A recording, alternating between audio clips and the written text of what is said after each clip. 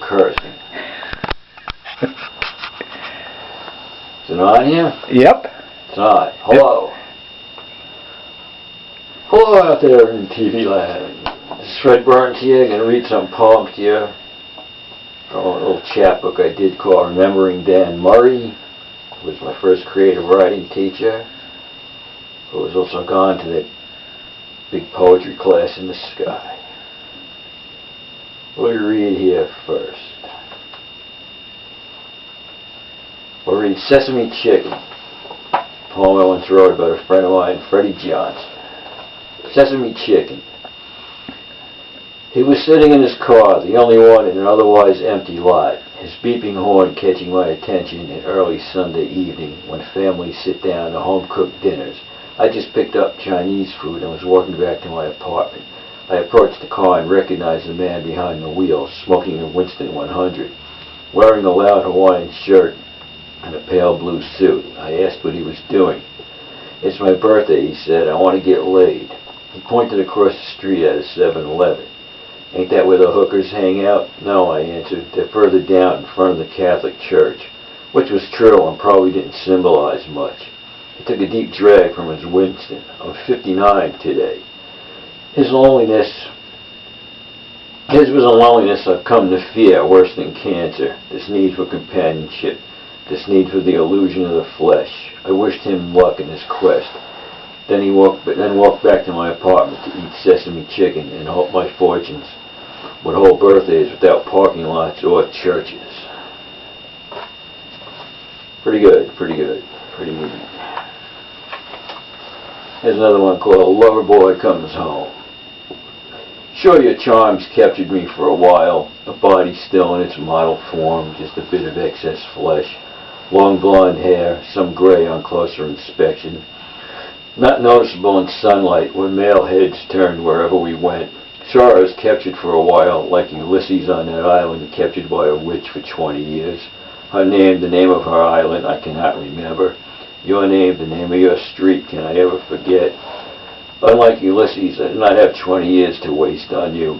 My destiny called louder to me than your bed, where I slavishly ate many bittersweet meals. If I could remember the name of that witch and her island, I could turn this into a Harvard poem, Yale poem, Princeton poem. What difference would it make? You were just a myth, in the most classic sense of the word. I think we should show this after that.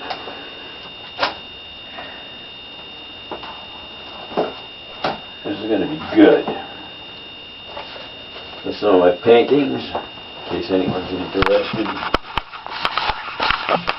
Get that one there, too. Fred, don't step on that. Yeah, get all that. Got all that in there? I think so. All I right. like the one on the wall. Fred, you're not supposed to be in this. How about this one? Some days, same days. At 2 o'clock in the afternoon, 6 days a week, I go to work in a deli, spooning out potato salad, slicing pastrami and salami, making cups of coffee, dark, light, sweet, no sugar, sweet and low, however the customer wants it. Some days my knees hurt. Some days I miss Corrine. Some days I miss Linda. Some days I miss Janine. At 7 o'clock I leave my job. 5 hours is enough grief for a few bucks. I've given 20 years of my life to a payless literary career. Started at a community college when I was 25. Full of the fires of words, and through the years I've been criticized, lionized, ignored, and admired. Yesterday I received a letter from someone in higher education calling me a genius. Sure, a genius, aging in blue jeans, and although I'm nearly always flat out of money, some days I miss Corrine, some days I miss Linda, some days I miss Janine. Want another one? How about one more?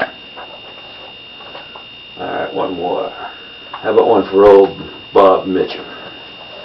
Robert Mitchum's last cigarette.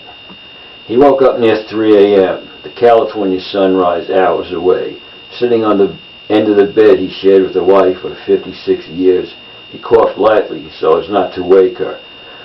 Lighting an unfiltered Paul Mall that we'd seen him do in many movies, He inhaled tobacco smoke into lungs tortured by cancer and emphysema. His huge muscular frame shrunken down by disease, he smoked and remembered the rough Depression-era hobo jungles